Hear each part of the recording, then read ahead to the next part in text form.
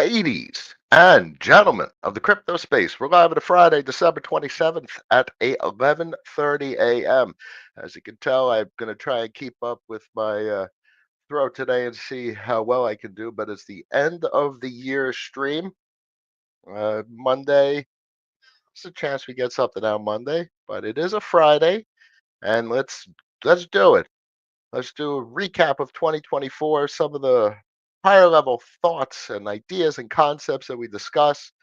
Let's give a broad, high level outlook for where things are likely heading in 2025. Definitely the way we think about capital management, especially heading into 2025, as we've had a couple of years on the stream so far discussing how we've gotten to where we are and the rules of the road and these principles that make capital management actually reasonable and manageable.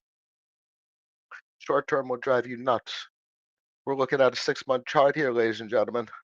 This ain't no short duration chart. And frankly, this is the DXY. So this isn't the dollar. You got to go higher level than that. And that's what interests me about this data when you really understand the mm, knock-on effects and the way the system works from a political and geopolitical standpoint. This isn't the dollar. This isn't the chart of the dollar. All right. This is a chart of geopolitical relationships, tensions as well. But what is this chart really? This chart is a chart of the rules-based order. And the rules-based order is basically the status quo with the US governing shipping lanes and what has led us to where we are from a globalization standpoint thus far, which has been reverting.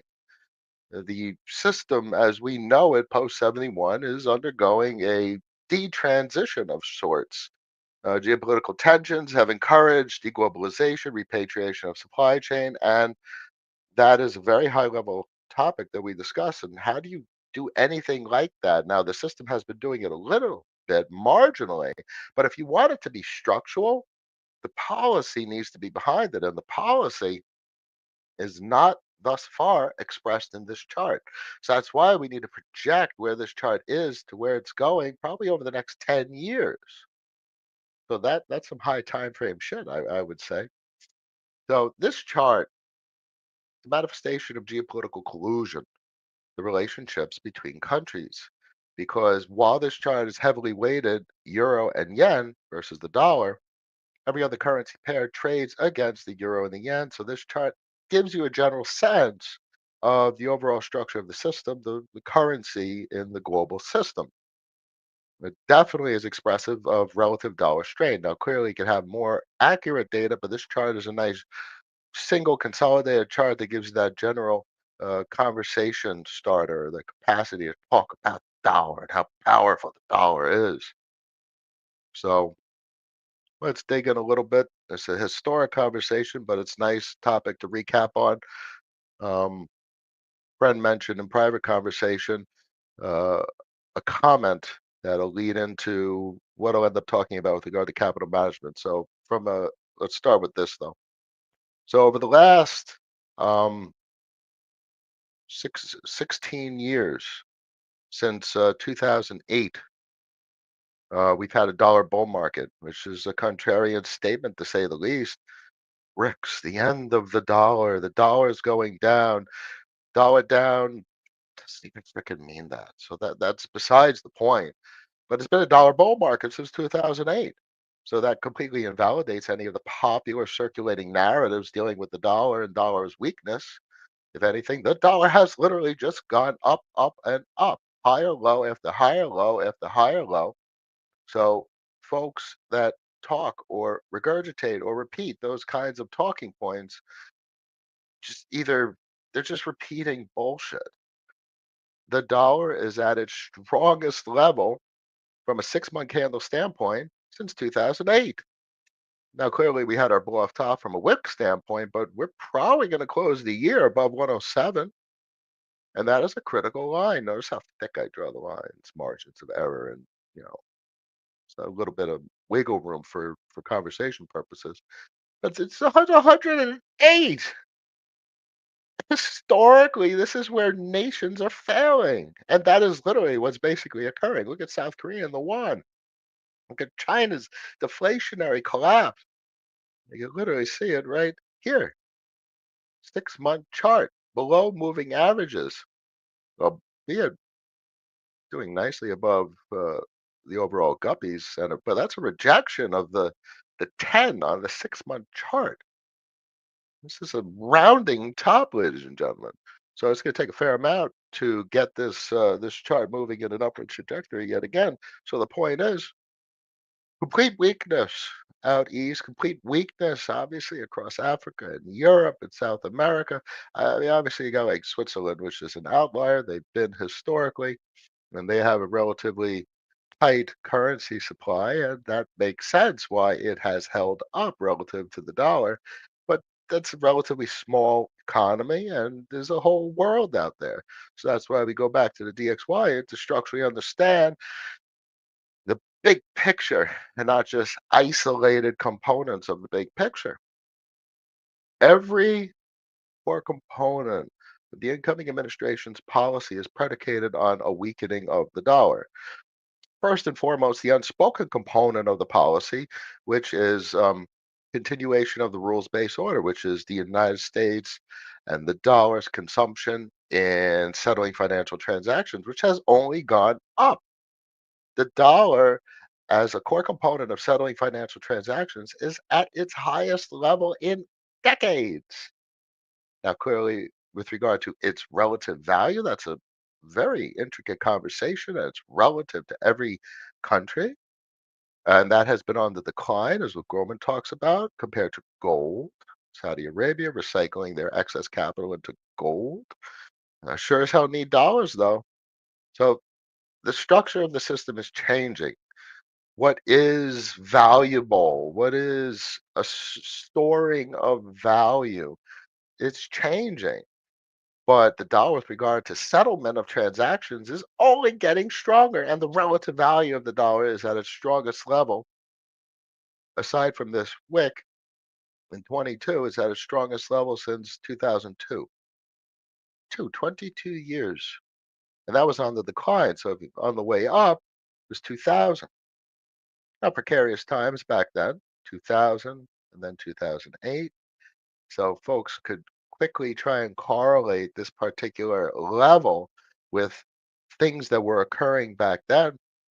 But I remind folks the structure of the system is entirely different. That the GDP amount of capital required to service outstanding debt obligations, specifically from a US fiscal standpoint, my goodness, it's incredibly different. It's similar because look at the value of the dollar relative to 2000, not 2008. It was on its decline at that time, but that's not the full picture. So the full picture really, and most importantly, is that the odds are the dollar is going to come down structurally over the next decade plus. Why? To continue the rules-based order, which is the U.S. and its interests. And when the dollar comes down, it further entrenches the dollar in the economics of the world because it allows people to buy the dollar more cheaply. It's very simple. And the majority of global debt is denominated in dollars. Therefore, everyone has to buy and sell in dollars in order to acquire dollars, to purchase dollars, buying dollars, selling goods and services, because you're using a good and service to purchase dollars. You know uh, that comparison, that relationship I talk about. And as the dollar comes down, dollar gets further entrenched in infrastructure and from a consumption standpoint. Um, and it also changes import-export relationships between nations. It changes the whole equation, the whole standard or mode of operation for populations. I mean, this chart speaks entire stories.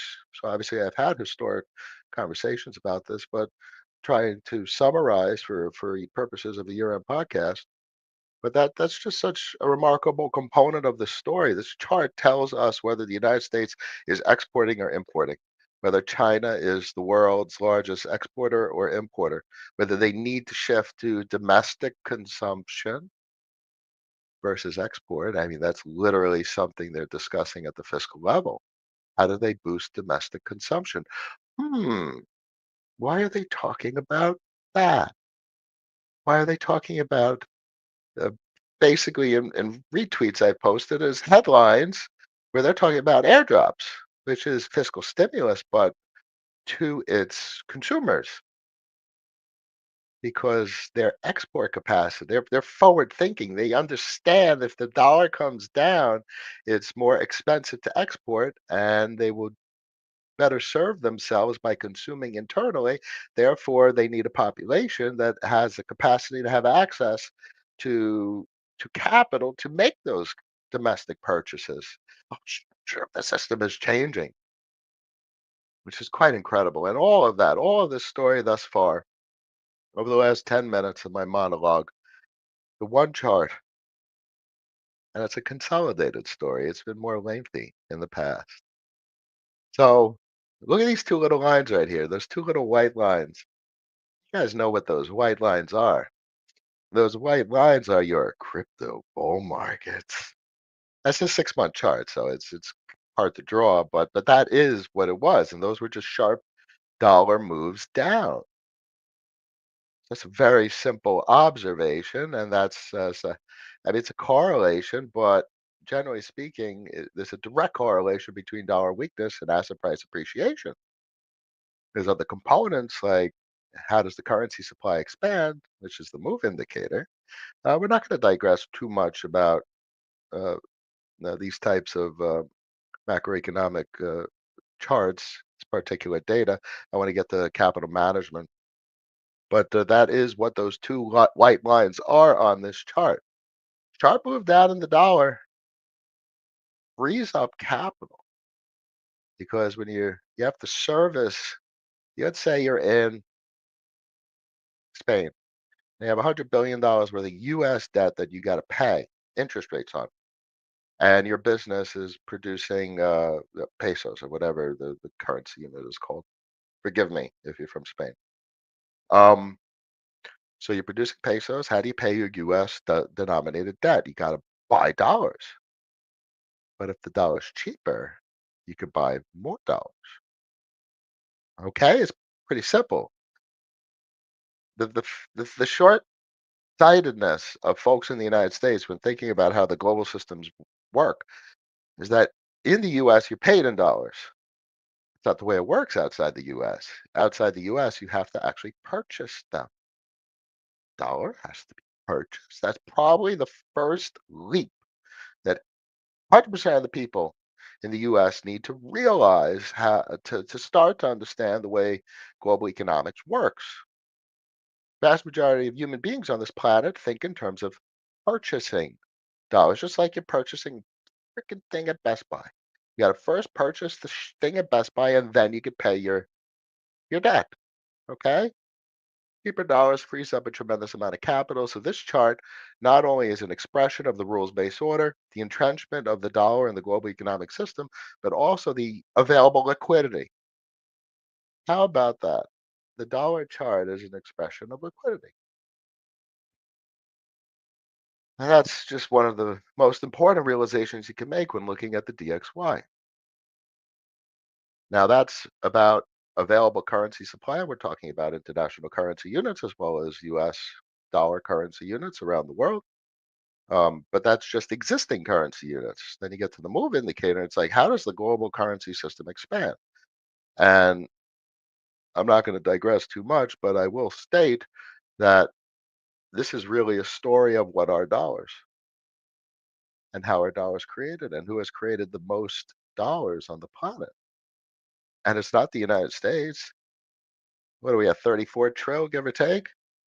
Okay, yeah, it's not tiny. It's big, and it's a whole domestic conversation as well. And our fiscal stability and whatnot.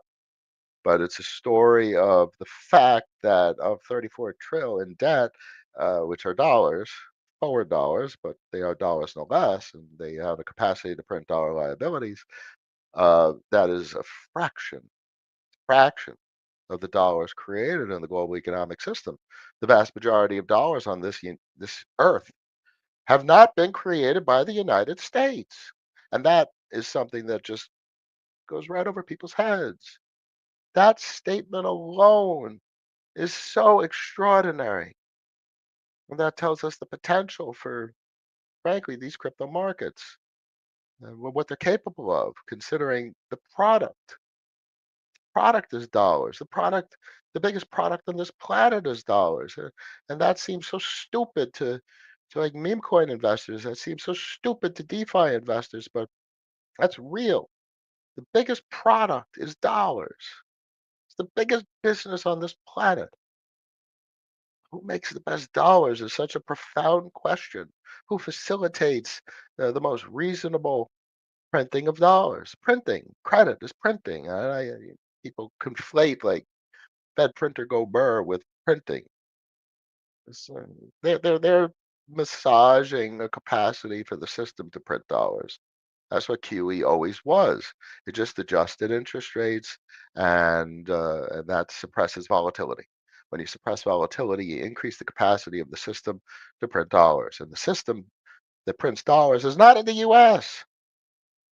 So folks have a completely wrong understanding of what QE is. It's not about Fred Printer Go Burr. It's much more intricate, or it's not as direct as people think. And folks could be like, oh, you don't need to think that complicated about it. You could keep it simple and Fed Printer Go Burr. No, because when you understand that they're suppressing volatility more or less and massaging interest rates, and the system, the international system that prints the dollars, you're like, oh, how is the international system printing dollars? What are they doing?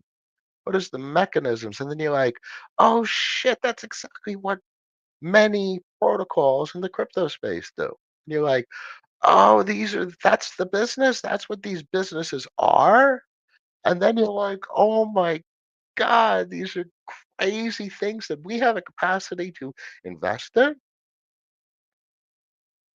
And while folks are on Discord, I shared a tweet. It wasn't a derogatory tweet. It wasn't meant to be derogatory, but it was a TradFi person, a dividend investor, talk comparing real estate to like buying shares of Coca-Cola, which has a dividend rate. And they basically said, do you buy a $500,000 home and get $2,000 monthly income? Or do you buy a $500,000 worth of Coca-Cola and get $1,300 worth of income? And the argument this person made was the $1,300 was better because you don't have the overhead, you don't have repairs, maintenance, tenants, insurance, etc., associated with the property, and that is a reasonable statement. But where that person certainly doesn't understand, is how relatively small Coca-Cola is as a business, the interest rate, the amount of capital that's given to you as an investor investing your hard-earned money. And it's the same thing with the property. The relative price of property means the cash flow associated with the property is not, it's invalidated as a viable business compared to what folks completely overlook in these crypto markets as the most incredible business ownership opportunities there are, quantitatively, measurably, just literally the data of what these businesses are doing and the amount of cash flow that is given to you. And by amount of cash flow given to you, it's almost always all of it. That's the crazy thing. I mean, literally 100% of cash flow for Contango is given to the investors right now, the stakers. 100%. And that's for a lot of protocols. And clearly they're in their initial phase is, and that will change likely via governance to finance continued development of the protocol. And there's clearly revenue sharing with Curve. It's often 50-50 at the admin fee level. And and these are the types of inspections that are pertinent when looking at DeFi protocols as businesses. What is the revenue share? Who's getting the profits of the business? And what is the business? We literally just talked about macroeconomics and that the dollar is the biggest business on the planet by far. And it's not even just the uh, foreign exchange of dollars, the trading of dollars, the AMMs. It's the printing of dollars. Who creates the dollars via credit? Creates the dollar liabilities. The CDPs of the world, collateralized debt positions. And that's the biggest business. And how are they sharing their revenue? So the foreshadow is if those are the biggest businesses in TradFi, where will things be in 4, 8, 12 years with regard to the capacity for these DeFi protocols to be profitable companies? And where do those profits go? They go in good part to you.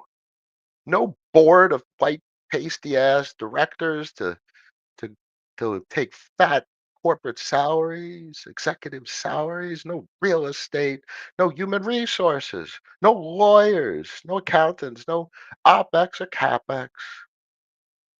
The revenue is just split. This is the most, these are the most incredible businesses on the planet. They are pure profit businesses with no infrastructure requirement.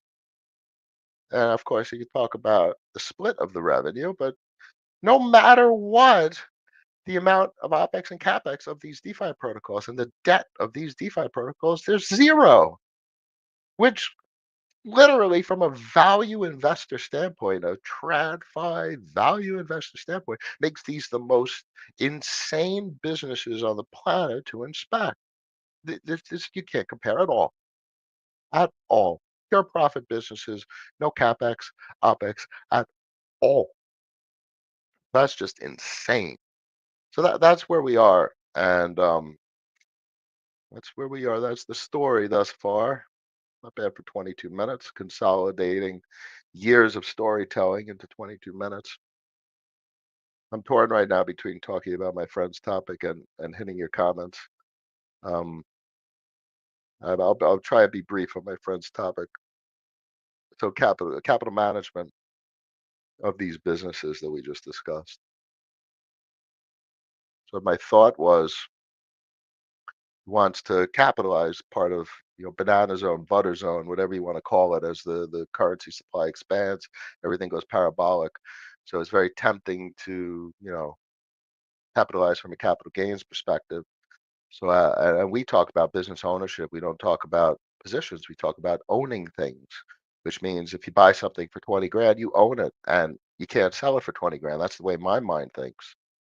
But if that 20 grand turns into 200 grand, folks are clearly tempted to want to sell like 100 grand worth, sell half of it, and you still have 100 grand. You bought it for 20 grand. So that makes sense from a capital gains perspective. But that surely does what? Excuse me.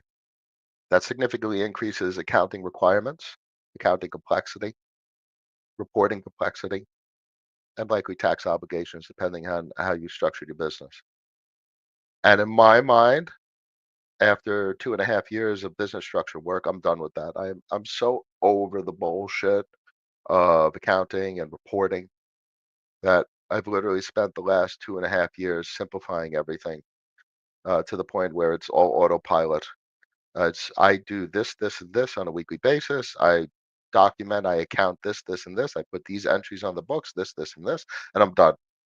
I have no interest in going outside the scope of what I've created and doing different types of entries, trying to time tops. I want things as simple as possible. The number one thing these markets do to you is drive you nuts. Folks want to get an entry, and if they buy like 5 grand worth of stuff and it's going down and it's at 4,800 and you're a novice in the space, oh, you get so emotional and it's going down. I bought the wrong thing. Oh, or something else is going up and you sell and you swap to something else, and you're always chasing the thing that's going up versus the thing that's going down. And by the time you buy the things that's going up, it starts to go down, and you bought the wrong thing at the wrong time. And by the time you're done, you have an absolute mess of transactions and you've driven yourself nuts and you've no idea how to report all this shit. So literally that's what I've done over the last 2.5 years is reduce all of that insanity to a very simple week in, week out process of just claiming transactions and very specific accounting entries and rinse, repeat, autopilot. Boop, boop, boop, boop, boop, boop. I could do all accounting for the week in 30 minutes or less, including swaps to stable coins, from your claim buttons of non-monetary and property entity distributions. And that's all I ever wanted. I wanted my net goal over the last 2.5 years was to get everything, all capital management procedures to to a feed up process where it's just rinse, repeat, no real thought process involved. I don't have to time shit. You get your claim button, you got cash. Now that's also what we could end that thought on where we are in the market from an investment standpoint.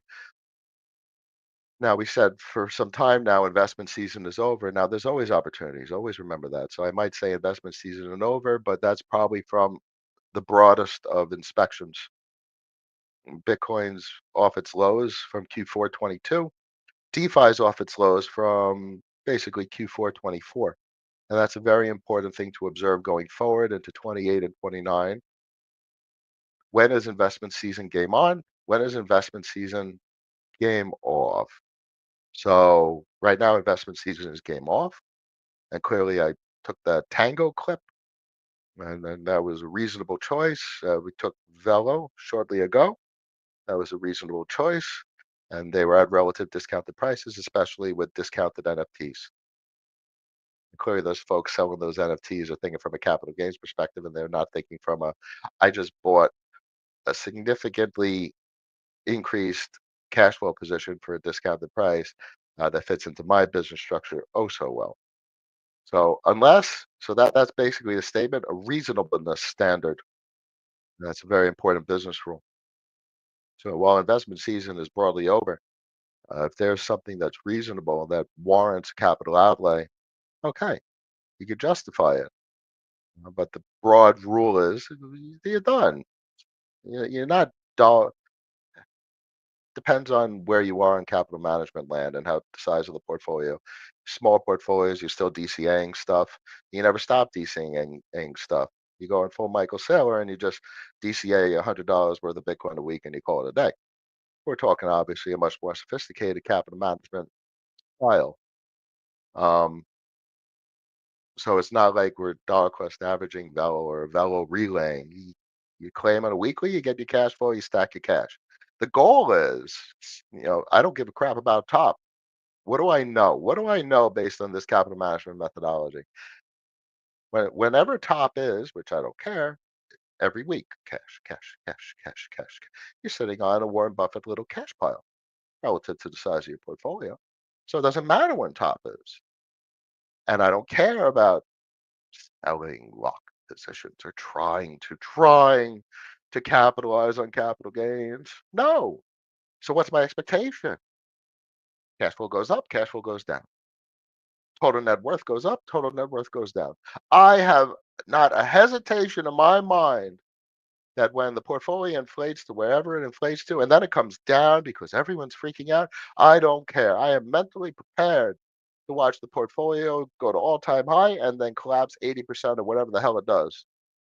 I don't care because I have achieved what I wanted to achieve. I have reached my goal.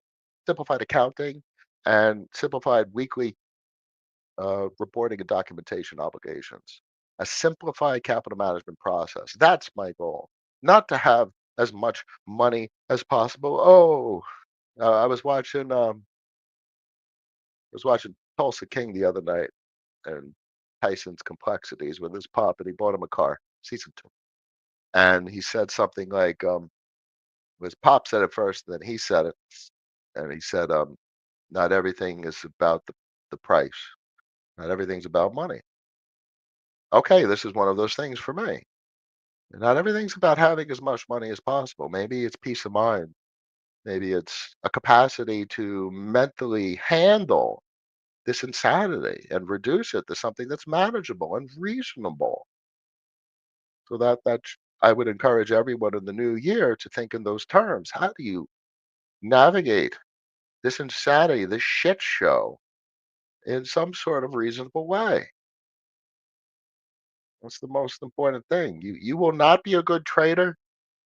You will not manage capital well unless you are calm, cool, collected. And I don't even trade, so I've already cut that shit out, all that bullshit. I just want to buy cash flow as cheap as possible. I've tried telling some cousins the other day during Christmas, buy a salary. 18-year-old kid. He just ignores it. Nothing. He'll look back when he's 30 and be like, fuck, I didn't listen to the captain. Buy a salary. I don't have money for that. Buy, fine. Wake up. Wake up. And then I realized that if I tried to tell myself that at 18, I would have come to the same conclusion. I don't have money for that. You can lead a horse to water to a horse that came out of the desert. You lead him to a river. He's dehydrated and dying, and you can't make him drink water. You That's something I learned as I've gotten older, like charity and donations, and as much as that's so altruistic and meaningful, you can help people, but in the end, the best thing you could do for people is teach them to try and help themselves. And we are all responsible for ourselves. So you'll never get through to someone unless they have an epiphany, unless they have a realization of what they need to do to be responsible for themselves. In the end, the responsible party is oneself. And that's just, some shit that I learned as an adult. It's a sad reality for folks that are in dire need for help. And I'm not even talking about like America, but I am, the poverty and the poor folks in America and homeless and whatnot. But it's even more so around the world, like Campo folks, folks on farms and whatnot that are just so impoverished. But I mean, it's like you teach them, you would teach them how to build homes, and they're like, "Oh, I can't make money." I tried this actually a couple of years back. I was like, "I want to try and teach you guys how to build homes. At least get you the information, aggregate the information so you can build homes." And they're like, "No, I want to get a job so I could rent a home from someone." And I'm like, "That's what are you doing? You have nothing. You have all the time in the world, and you have nothing else. Learn how to build your own shit instead of killing yourself and dying working for someone else." Anywho, that's a bit of a digression, but you can't get through to people unless they make the realization for themselves, and that's not easy. To some degree, that's a leap of faith, but it's really a realization. You're like, but and you'll hopefully everyone here will have it. It's like, oh, that's crazy. I've never looked at it that way. Realizations are the most incredible thing when you see something that you've never seen before that was staring you right in the face, like the fact that DeFi protocols are and DeFi are in crypto. These are businesses that have no debt, no OpEx, and no CapEx. That was probably one of my most extraordinary realizations years ago. All these Looney Tunes like, oh, Bitcoin is the hardest money, and anything less than Bitcoin is weak, and Bitcoin will demonetize it. Yeah, okay, there will be business on this planet, and there will be currencies because countries will want to control their population, and they do that vis-a-vis currencies. And they want to have their own respective monetary policy to fuck things up over and over again, as compared to a relatively harder money. Um, but so these businesses, um, they're not altcoins. They're not attempting to be a hard money. Even though folks call Ethereum ultrasound money, all right, fine, it does have those characteristics, but demand side, what's it? All right, fine. Demand is you need gas to engage in transactions. So there's an argument, ultrasound money, but the narrative isn't there the same way as it is Bitcoin, because Bitcoin and Sailor's goal for Bitcoin balance sheet adoption from a corporate perspective, still quite a strong difference in narrative for Bitcoin versus Ethereum from a monetary standpoint. But guess what? Both of them are not money. Both of them are by definition property. Period. and that's explicit in IRS documentation. It's property. Period. I mean, y- at minimum, CFTC calls it a commodity, especially Bitcoin. SEC argues all this shit as securities. And either way, no one is arguing it's money.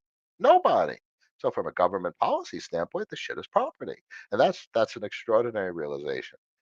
Arrow's on the call. He knows what I'm talking about. The fact that it's property, it goes right over everyone's head. Goes right over everyone's head. The shit that's so incredibly insane stares folks right in the face. Oh, so often. The fact that crypto is property is defined as property fits into so many uh, status quo legalities. I can't explain it in sentences.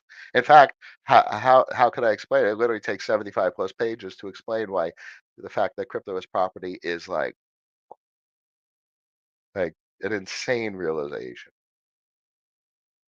Anywho, I digress. I digress. If you're on YouTube or X, throw your comments in the stream so we could get a good Q&A session for this end of year podcast. Now let's do this. Ian is in the house. Hello, Captain. Much pleasure. Mix. Hello. All right. DCA man. Good morning. Jazz. All right.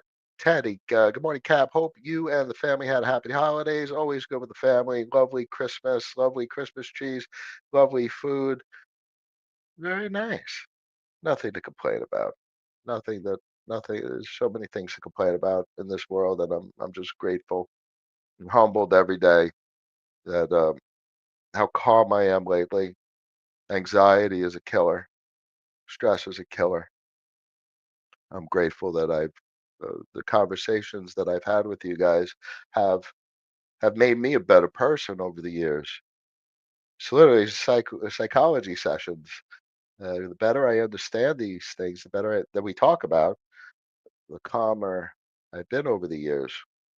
And I guarantee you, you look at old streams, and it's a different Noah, and it's a different captain. So thank you guys. I hope you guys had a good time as well. Good morning, my friend. Masood, good morning. Aniset, Lucian, Athletic Concept, Present Cap. Memes are not so much meme anymore. Yeah, not at all.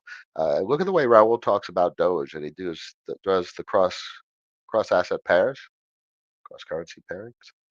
I mean, Dogecoin has outperformed the shit out of Bitcoin.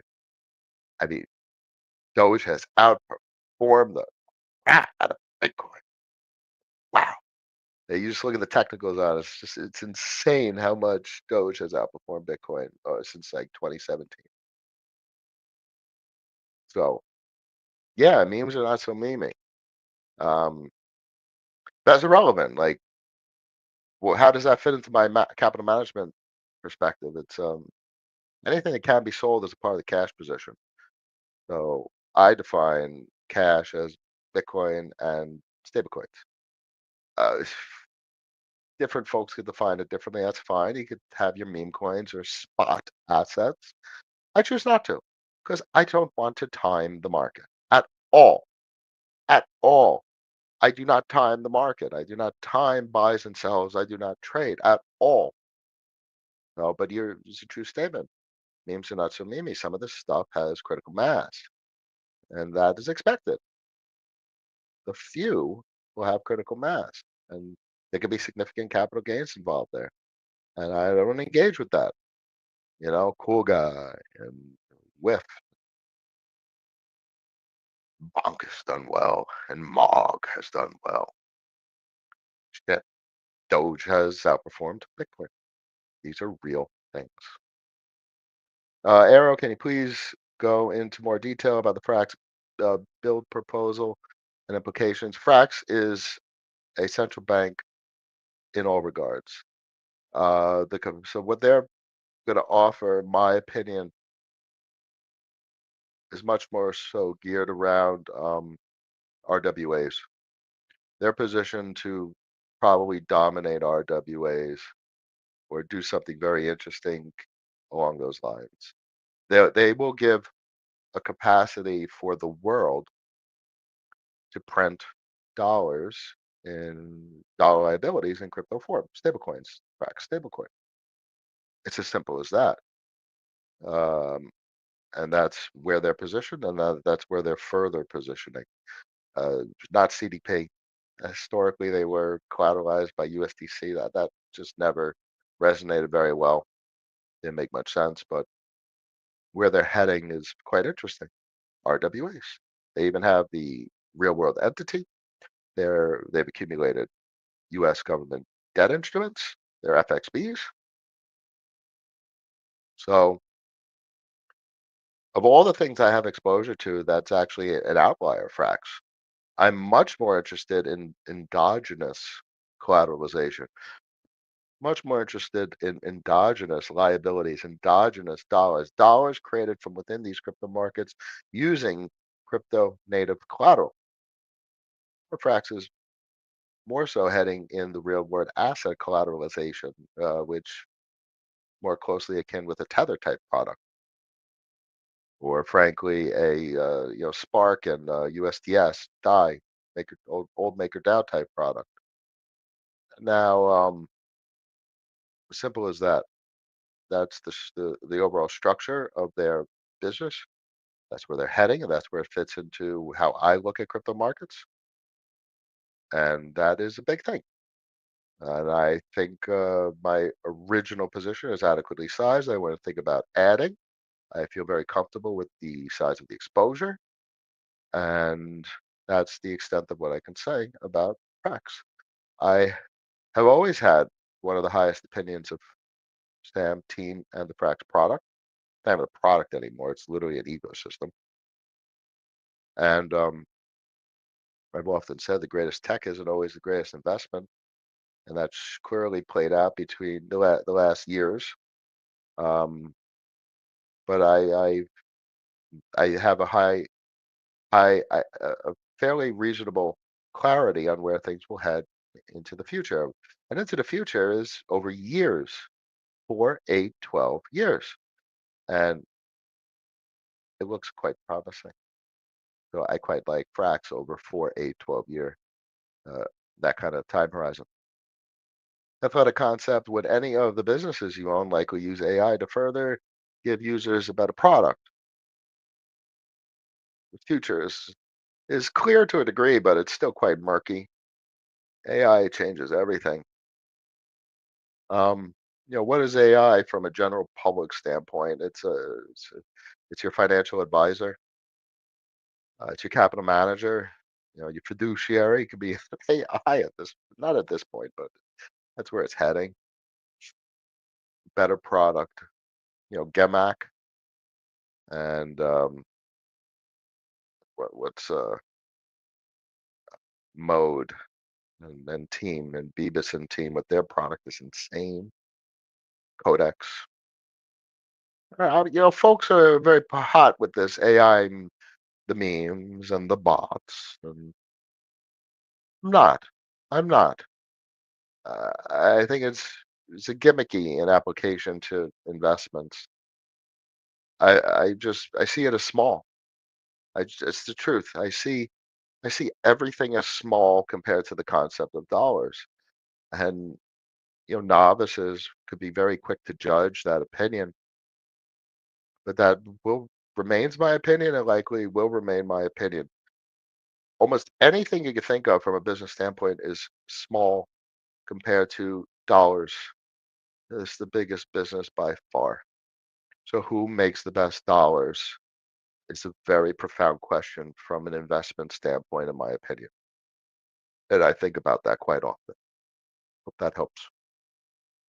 Lucy and Cap, what do you do when you consistently earn 20K per week in cash flow? How will it change when you run your on-chain business? Nothing. And that is something I've worked hard to try and achieve mentally. Nothing. Bull markets, you're stacking cash.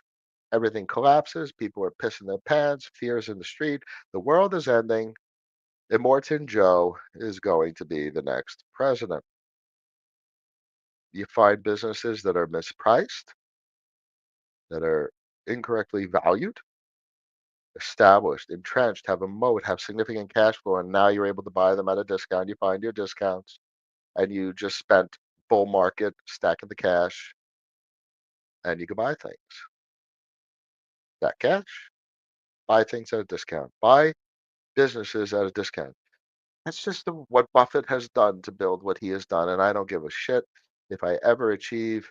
It's not possible for me to achieve what he's done. You can't repeat what people have done, but I sure as hell will do exactly what he has done, and that is what he has done. Very, very remarkably simple. You stack cash in good times, and you buy shit at an extreme discount in bad times. That's it. I will continue to behave accordingly. Rinse, repeat, mechanical procedures. My man. Mix, be the pickle. From I, it rings a bell, but I like it. Be the pickle. Be the pickle. Era, how do you decide when the compound versus sell revenue for cash? Bull market, sell revenue for cash. Wait for things to be absolutely collapsed. Distressed prices. People are pissing their pants. But it's as simple. Buy things as cheap as possible. You buy cash flow as cheap as possible. You want to own businesses. And people are selling them to you at what price? As cheap as possible. Kingdom is still relatively cheap, but that's in, I would argue still exploratory phase. There's trailing on Arbitrum compared to Camelot. So whole different narrative. That's just it's two products. Kingdom, even Velodrome, Aerodrome and stuff. It's literally just foreign exchange and liquidity financing. So it's two businesses. This is what sets Curve apart. Curve's literally liquidity financing, foreign exchange, credit, derivatives up the wazoo. It's literally four businesses at minimum. Oh, it's dollar liabilities. It's oh my god, it's literally everything. It's all the businesses we've talked about over the years. So remember, there's only five businesses in these crypto markets. That's it. Everything is the same over and over and over again. And Curve is basically all of them. I don't care. I didn't care what the price was.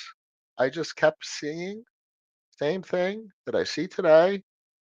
What the business is. The business. I sure as hell was mispriced at 20 cents. And now it's at 90 cents. It's up 450% since the discounted price. Simple. My man. Do you add in the trust that it is property and not money? Yes, that is explicitly in the trust docs. Check this out. I just modified a couple things this morning. Section 1B, overarching principles. But it's right here in the second part, non-monetary property counting. IRS notice 2014-21. Here, let's check that out. We can check that out real quick. That's very explicit. It's one of the more recent things I've looked at. Very simple. This is very simple. It's just you got to find these things. And this is official IRS document, period. Question one. Answer one. For federal tax purposes, virtual currency is treated as property. Period. Done. Done. Done. I mean, like, that's it. That is a period right there. It is property. It is property. It's all property. That means all the property rules apply. And that changes everything. Did you add the trust as a property number? Yes. We could go back here and look at 1B. That defines it as property. Yeah, here. Crypto entity distributions refer to receipts generated from activities such as liquidity provision, which is liquidity provisions. That's fine. Both rental and lending involving cryptocurrency assets. These distributions, unlike traditional monetary income, consist of non-monetary property rather than money as defined in Section 110. Non-monetary property. Non-monetary property. Italicize, and here's non-monetary property. Uh,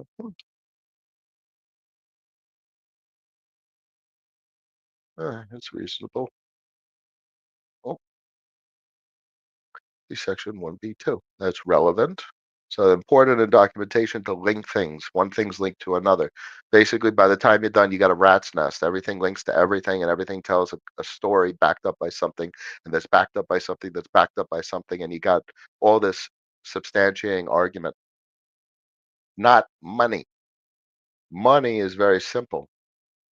Money refers to cash or cash equivalents that are generally accepted as a medium of exchange, store of value, and unit of account, typically represented by legal tender in the form of currency issued by a recognized national government, dollars, euros, yen. It also includes short-term liquid financial instruments such as treasury bills, certificates of deposit, or money market funds. Anyway, point is, these definitions, as you define them, are meaningful. This is when you build a business, your definitions matter because a lot of legal statute talks about what are your definitions. So there's a lot of rules that are like, as long as your definition is acceptable, and these are very reasonable definitions, and they're substantiated by documents published by the IRS. And this definition of money is quite reasonable. So that's what matters very much. A reasonableness standard is quite often talked about. Anywho, hope that helps. Good morning to the GM of Rationality in the house. Mode is interesting. L2 with an AI agent for DeFi optimization. We see how it plays out. Yes, we will. Yes, we will. Mode's interesting. Great tech. What do I often say about great tech? That's Bruce Lee, Crypto Wisdom. Thank you very much. I appreciate that. Calm, cool, collected. It's the only way to engage with these markets. You drive yourselves nuts. Sir Joe, President accounted for. Sir, yes, sir, yes, sir. How do you value Curve? How would I know if it's currently overvalued or undervalued? Well, everything's at a premium. It's expensive. Curve's very expensive right now. And the question becomes, is a discount achievable? Um, you look at it on the weekly chart, which is gives you the most information, and I have the levels here. These are your critical levels and your moving averages. I don't suspect folks get much cheaper. I mean, technically, as risk reward, meaning what's the odds of a retest of the 100? Well, we haven't really retested the weekly 100. Um, so there's a greater than zero chance that we retest the weekly 100. So it's possible folks get a bounce off the 50. Possible. It's not impossible. Shit hits the fan, move rips up to, 110, get a big spike. DXY goes to 109. Shit's going to fall apart. And then you'll see who the marginal buyer is, and when you put in the higher low, and that would look beautiful. That would look really great. You see a wick right into the 50, and you hold the 100 at 60. That would look lovely from a technical perspective. And those is non-zero, but it's clearly at a premium compared to 20 cents. It's at 90 cents. Um, so that's the thoughts to consider. Do you get the discount? Everything becomes so much easier once you already own things. And then everyone's like, "Oh, when do I sell things?" And I'm like, I don't give a shit. Not about whether someone else sell things. That's everyone's individual decision to make. But for me, I'm like, I'm not selling things. I'm not here to sell things. I want to buy more things. That's what I tell so many kids, so many young kids, even folks that ask on the stream, buy more assets. So when? At what price? And that reduces the complexity of the conversation and the equation. Got to buy more assets. You want to buy them at the cheapest price possible. And there's no certainty that you bought them at the cheapest price possible, only a likelihood you bought them at the cheapest price possible. So there's your risk reward. We all have to take these risks. But once you own things, becomes so much easier because then you're operating on a different wavelength. That's why we talked earlier this year. It's like stack cash on the way up, buy shit at a discount when everything is collapsed. That's it. But you first have to own cash flow producing assets, and then that equation can be applied. And it's all relative, and then that's not so easy. And I'm obviously speaking from years of hindsight, and so obviously rolls off my tongue relatively easy. It was historically a completely different conversation from me earlier in our stream history. Talked a lot about capital gains. We talked a lot about trading, and you know, I'm going to buy the breakout. I'm going to get that ascending triangle, and now I don't care. I don't care to make as much money as possible. I am guaranteed to underperform a lot of my friends that trade the shit out of these markets, and I am okay with that. And I am okay not selling the top. I will ride it all the way up and I will let it come crashing down. Why? Partially because of my experience. I have experience in 22 and 23 and first 3 quarters of 24. 22 was a great revenue year. 23 was a great revenue year. 24 is a higher revenue year than 23. From a business owner standpoint, 23 made more money than 22. 24 made more money than 23. That's it. If a year over year the revenue is increasing, you have a viable business. And even if it goes down, how do I mentally compartmentalize that? When you're making more money, you have more money to spend. When you're making less money, you have less money to spend. So what's the barbell? Austerity and prosperity. All right, so you're constrained. Literally, the whole fucking government's been talking about raising interest rates to do what? To create austerity, to slow the system. All right. It's literally expected. You will make less money, but you will make money. And to me, that realization was like, oh shit, I'm expected to make less money. All right, so I'll make less money. It means I'll spend less money. And then there's good times, and you're like, oh, everything's booming, so I'm making more money. So what do you do when you're making more money? Okay, you save more money. Can spend a little bit more money, but you have to be intelligent about how much you spend and how much you save, because when times are bad and shit is prices are discounted, you want to have a stack. So that's the rules of the road. So obviously, all things get simpler once you have your assets. I don't think about selling my assets. I want to buy more assets. I want to buy them as cheap as possible. I cannot provide the prescription for how to get from point A to where I am mentally. That was a journey. Everyone will experience their own journey. I empathize with that journey. It is tumultuous. It is anxiety ridden. It is not easy.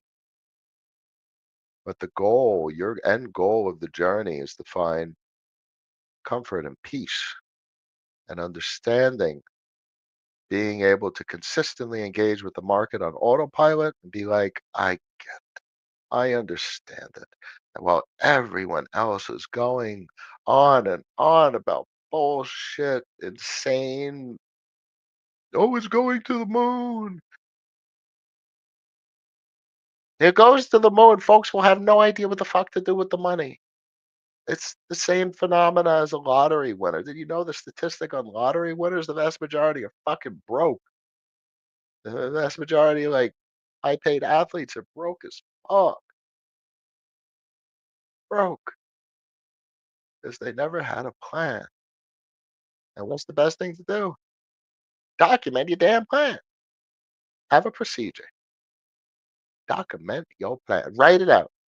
You all should be using ChatGPT. You all should be using ChatGPT endlessly, day in, day out, asking questions that you would ask me, but ask it more questions, and never stop asking questions. That's what you would say to an elementary school kid. Never stop asking questions. There's always another answer. There's always something more to understand. There's always a path for you to evolve, to be able to handle things better and do things differently and do things just frankly better than other folks because other folks, you can safely assume, don't ask questions. Anyway, Timothy, I hope that helps. I can't, there's no possible way I can make it easy, but I encourage everyone to continue on a sustainable, reasonable journey of owning more assets. Own them as cheap as possible. Prefer assets that pay you. Smaller portfolios need to respect the smaller portfolio. Larger portfolios are afforded more options and choices. It's just real. Not to be upset about it, just to understand it.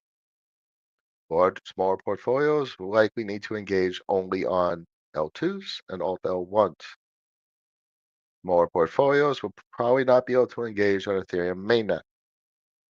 And that's okay. It's not something to be angry about. It's to be something understood, acknowledged, and acted upon. Accept the realities for what they are, engage with the system for what it is. You cannot succeed with, um, cannot succeed being salty, jealous. You will watch other people outperform you. You watch other people underperform you. You will make poor decisions, but by every poor decision, you will learn how to make better decisions. Hope that helps. Diego's in the house.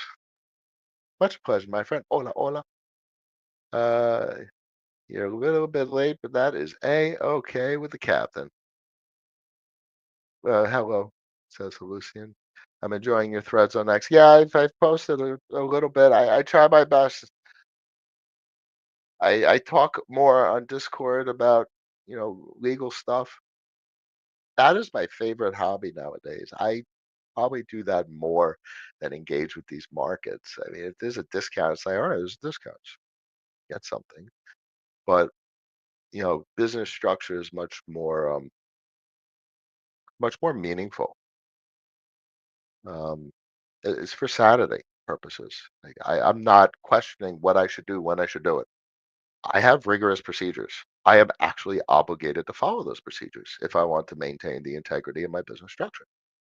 So that's very important. You know, what should you do? When should you do it? Write it down. Write it down. I mean, it's literally doc.google.com. Write down your Google Doc. Write down your rules and follow your rules. And if there's a rule that needs to be improved or changed, you change it.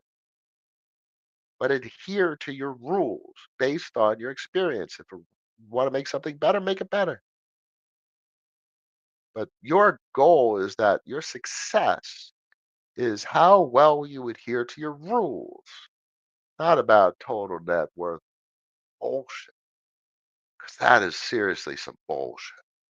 And total net worth, it is bullshit. Why? Because that is exactly what everyone thinks is important. And we know that what everyone thinks, the majority, is not important. They are wrong. They are always wrong and always will be wrong. It's not even the nature of economics. Economics is a manifestation of the nature of humanity. Majority won't get it. And that's understandable. That's just real. Understand your time horizon and the cycles we attempt to comprehend. Folks are so short-sighted in time horizon. Folks are so short-sighted. The world is going to be a different place post 2030. I mean, who talks about it probably the best? It's probably Raul, as he folds it into economics. Everything is changing, and I speak about it, and I understand it from an engineering standpoint and a technological standpoint, certainly to a greater degree than he does, and that's okay.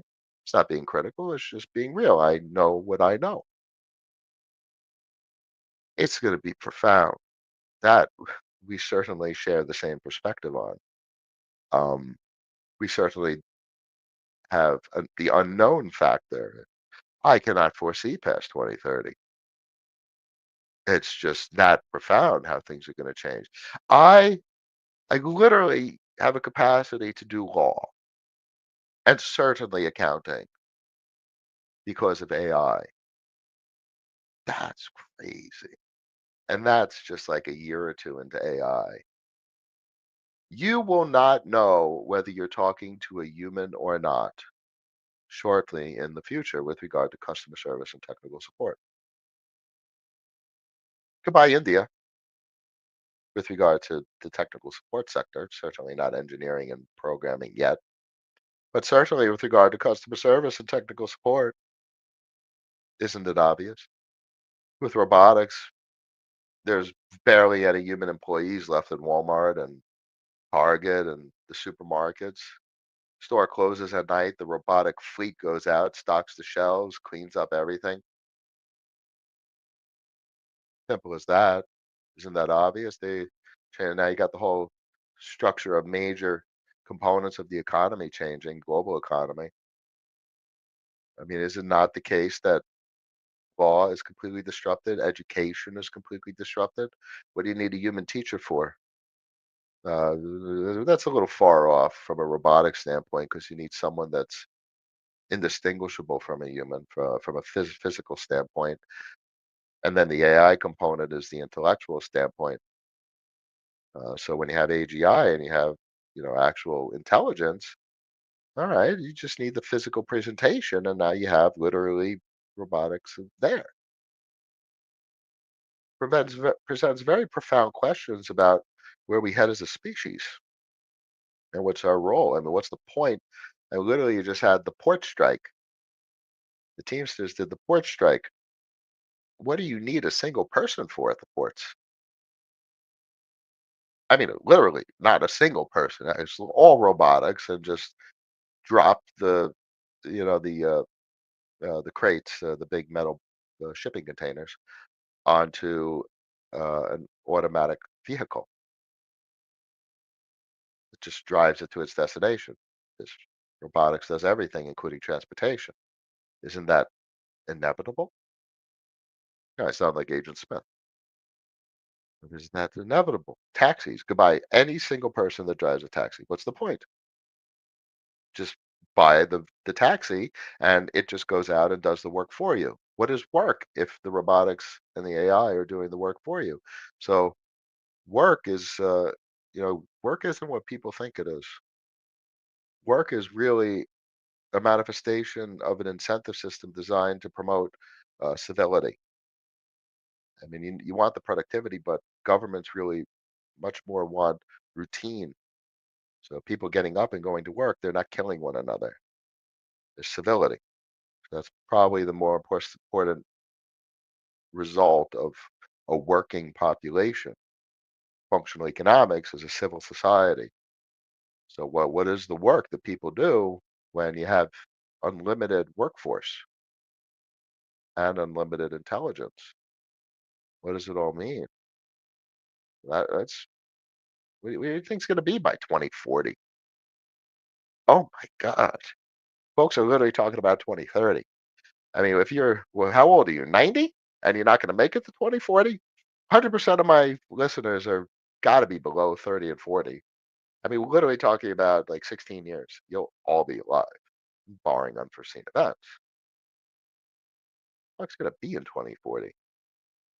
It's going to be a great, you can't even put words on it. What is work going to be? What is society going to be? What is it going to be? Can't even see it past 2030. Certainly can't see what the hell it's going to be like at 2030. If you have any questions on X or YouTube, please feel welcome to throw them in the comments. Otherwise, we'll wrap up the stream shortly. I appreciate everyone joining me on this Friday. It's one of the last streams, if not the last stream for the year of 2024. Captain, when lifetime Discord memberships at a discount rate, I would love if I had a capacity to do something more robust, like NFT driven subscriptions or what the hell launch pass. Where's crypto? I mean, literally, Stripe. supports crypto payments. So obviously that's relatively small business Launchpad. So I just I wish I could do more with regard to that. I mean, it's a relatively small community. I think there's less than 40 subscribers that I'm surprised at.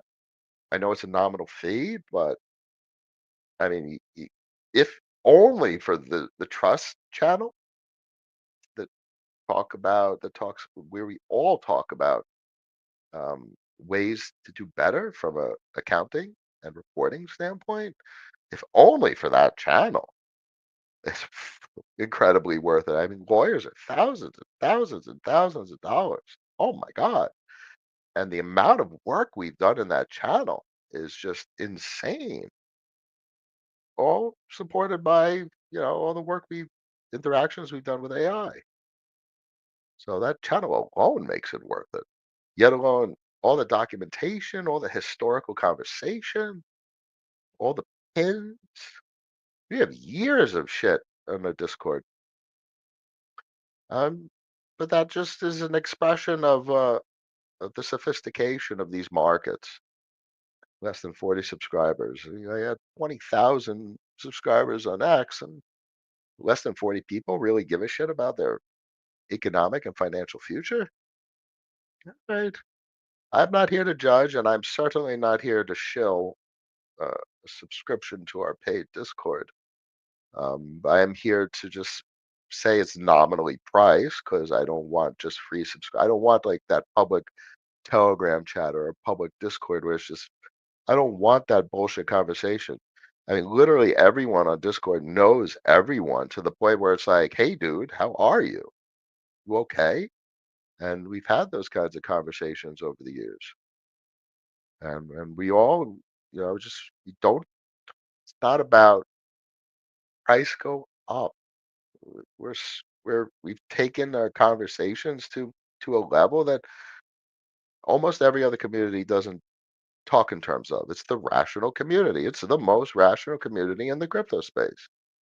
That's it. And you know what it proves? It turns out that the most rational community in the crypto space is microscopic. The vast majority of the crypto space is not rational. And that is quantitative. It's proven. It's just proven fact. And that's okay. And I literally don't do it for any economic reason. It's a relatively nominal fee, and that's just to do exactly as I said. So the conversations are structured, intellectual, constructive, productive, and supportive of one another, and making good rather than worse decisions. So, my man, I wish I could make it better for you, Lucy.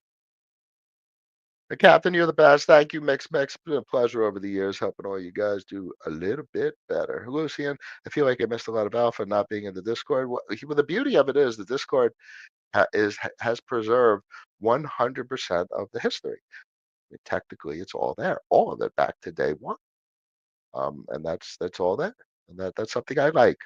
I have nothing that I'm. There is nothing in the Discord that needs moderation. There's nothing in our Discord that needs